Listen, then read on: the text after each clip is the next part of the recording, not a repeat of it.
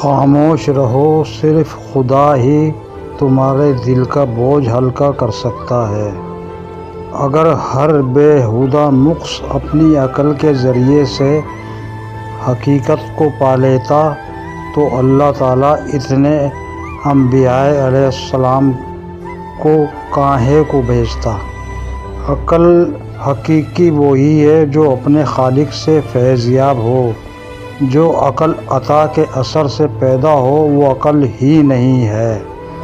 تدبیر وہی کارگر ہوتی ہے جو تقدیر کے حسب حال ہو۔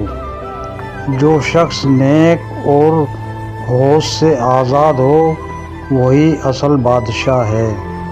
جو شخص تعلیم کو قبول نہیں کر سکتا وہ شخص یقیناً قابل گویائی نہیں ہو سکتا ہے۔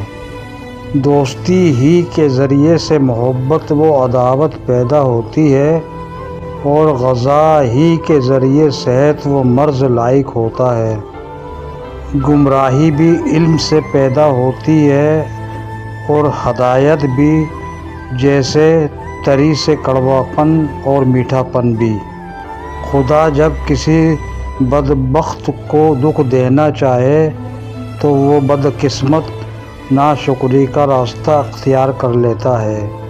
وہ لوگ جن کی نگاہیں جامد نہیں ہیں وہ باطنی ترقی کرتے ہیں اور حجابات کو چاک کرتے ہیں۔